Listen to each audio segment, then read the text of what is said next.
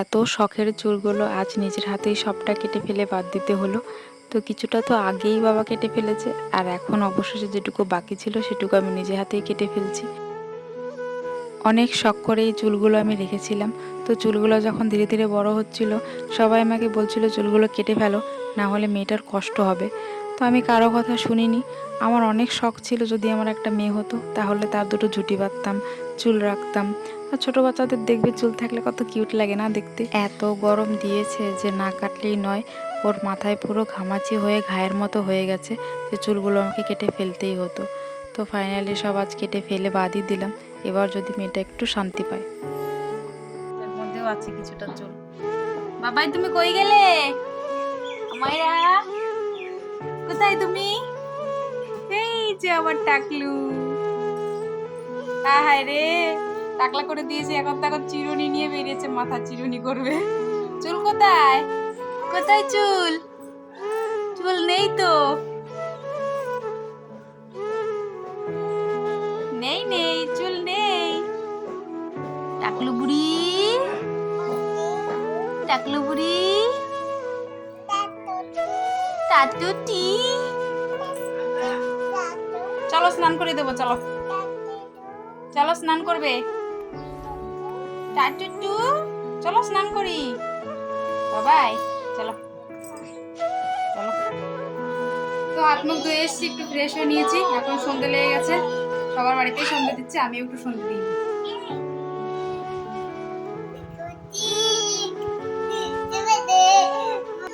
তো সন্ধ্যে দেওয়া আমার হয়ে গেছে।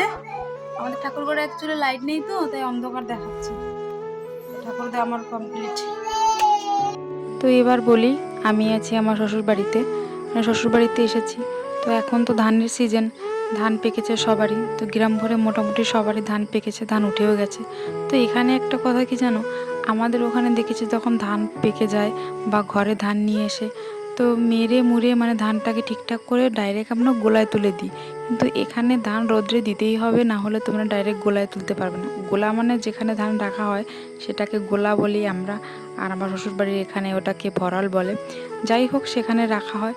তো আমরাও কিছু ধান মানে ক্ষেত করতে দিয়েছি অন্যকে, তো সেই থেকে ধান পেয়েছি, তো সেটাই রোদ্রে মেলে দিয়েছি আজকে।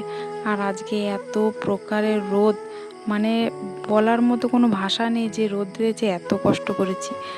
তো একটা সময় ছিল যখন আমাদেরও ক্ষেত বেতে আমার বাবা করতো, তখন যদি কোনো কারণে মা বলতো যে যা ভাত কয়টা দিয়ে তোর বাবাকে খেতে কাজ করছে, তো ক্ষেতের আল দিয়ে যেমন আমরা হাঁটতে পারতাম না, আমাদের এমন একটা পরিস্থিতি ছিল। তো আমার এখনও মনে আছে যখন বাবাকে ভাত দিতে পাঠিয়েছিল মা, তো গামছায় মুড়ে গামলায় করে ভাত দিতে পাঠিয়েছিল, বলেছিল তোর বাবাকে দিয়ে আসবি। তো আমি সেই ভাত নিয়ে যেতে যেতে আলের মধ্যে, মানে রীতিমতো আলের থেকে পড়ে ক্ষেতের মধ্যে পড়ে গেছি। তো ভাতে ভুতে কাদা কোদা মেখে গেছে। তো সেটাই বাবাকে নিয়ে যখন দিলাম, বাবা বললো কী করেছিস, কাদা মাখিয়ে ভাত এনেছিস কেন? আর এখন দেখো, নিজের হাতে পুরো কাজটা করতে হয় এবং করতে পারিও। আমার জীবনটা যে এইভাবে বদলে যাবে তা আমি কখনো ভাবিনি। সত্যি সব কিছু খুব তাড়াতাড়ি হয়ে গেল। তো হ্যালো সবাইকে, কেমন আছো তোমরা সবাই? আমি রঙিয়া থেকে চলে এসেছি আমাদের গ্রামের বাড়িতে, মানে আমার শ্বশুর বাড়িতে চলে এসেছি, একেবারেই চলে এসেছি। তো ওর বাবা আসেনি, তারা একটু বসেনি, তারপরে বলছি রিল্যাক্সে।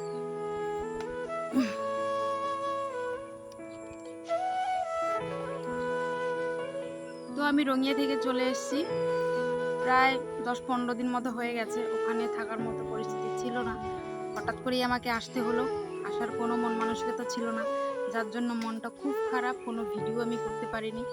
তো যখন আমি বোম্বে থেকে বাড়িতে আসলাম, মানে বোম্বে থেকে ডাইরেক্ট আমি রঙিয়াতে এসেছি, ওখান থেকে এখানে এসেছি। যখন রঙিয়াতে এসে আমি মাত্র 1 সপ্তাহ মতো ছিলাম রঙিয়াতে, তো হুট করেই আমাদের আসতে হয় কিছু, এই জন্য মনটাকে আর সান্ত্বনা দেওয়ার সময় পাইনি। তো মনটা আমার খুব খারাপ ছিল, যার জন্য এটা তোমাদের কাছে আমি শেয়ার করতে পারিনি। তো ওখান থেকে চলে এসে আমি এখানে শিফট হয়ে গেছি। আমি ছেলে মেয়েকে নিয়ে হয়ে গেছি, ওর বাবা আসেনি। তো ছেলেকে এখানে স্কুলে ভর্তি করিয়েছি। তো এইটুকু ছিল বলার। যে আর বোম্বাই থেকে আসা যাওয়ার ভিডিওগুলো আমি জানি না কীভাবে মোবাইল থেকে ডিলিট হয়ে গেছে। ওই যে বললাম না, মনটা একটু খারাপ ছিল। ছেলে মোবাইল ঘাটে, তো মনে হয় ওর হাত থেকে ডিলিট হয়ে গেছে, আমি আর খুঁজে পাইনি, সেগুলো তোমাদের সঙ্গে শেয়ার করা হয়নি। তো এখন থেকে তোমরা আমার এই লাইফস্টাইলটাই দেখতে পারবে। তো ওখান থেকে আমার আসার কোনো ইচ্ছেই ছিল না। সত্যি মনটা আমার এখনও বলছে, এখনও খুব খারাপ। তো কি বলো তো, যখন একটা মেয়ে পর হয়ে যায় না, মানে বিয়ে হয়ে যায়, তারপর তার নিজের জীবনটা নিজেরা থাকে না, তো অন্যের অর্ডারেই চলতে হয়। অন্যের অর্ডার মানে আমি নিজের স্বামীকে মিন করছি।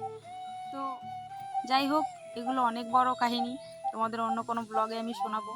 তো চলে এসেছি আমি এখানেই, এখন থেকে এরকমই জীবন আমার চলবে। তো তোমরা দেখতেই পাবে কেন আমি আসতে চাচ্ছিলাম না, বাকি সবটাই তোমরা জানতে পারবে, ভিডিও দেখতে থাকো। আর এসে মনটা বেশি ভালো নেই, তবুও নিজের জন্য একটা চ্যানেল যখন ক্রিয়েট করেছি, নিজের লাইফস্টাইল অবশ্যই শেয়ার করব, তাতে এর মত থাকুক আর না থাকুক। তো প্লিজ, তোমরা ভিডিও দেখছো আর সাবস্ক্রাইব করছো না, এটা মনে আরও ব্যথা দিচ্ছে, প্লিজ করো। আর লাইক শেয়ার অবশ্যই করো। তো আমার শ্বশুরবাড়ি এমন একটা জায়গা যেখানে ঘরের মধ্যে ভিডিও করার কোনো পরিস্থিতি নেই, মানে গ্রামটা এত ঘনবসতি যে ঘরে বসে কথা বলার কোনো উপায় নেই। তবুও এইভাবেই তোমাদের সঙ্গে নিজের লাইফটা শেয়ার করব, এটুকুই স্মৃতি আমি আমার মোবাইলের দ্বারাই, ভিডিওর দ্বারাই ক্যাপচার করে রাখতে পারবো, মানে ধরে রাখতে পারবো। তো যাই হোক, এখন আমি আমাদের নতুন ভিটে, মানে এখানে যে বাড়ি বানাবো, আমরা মাটি কেটেছি, তোমাদের অন্য একটা ব্লগে বলেছিলাম, তো সেখানে এসেই কথা বলছি, সেখানে এসে ভিডিও। আমায়রা এদিকে এসো, দেখো কোথায় বাগানে চলে যাচ্ছে, এদিকে এসো। আসলে কি বলতো, আমরা এই মাটিটা কেটেছি প্রায় 1 বছর জন্ম হয়েছিল, তখন এখানে মাটি কাটা হয়েছিল।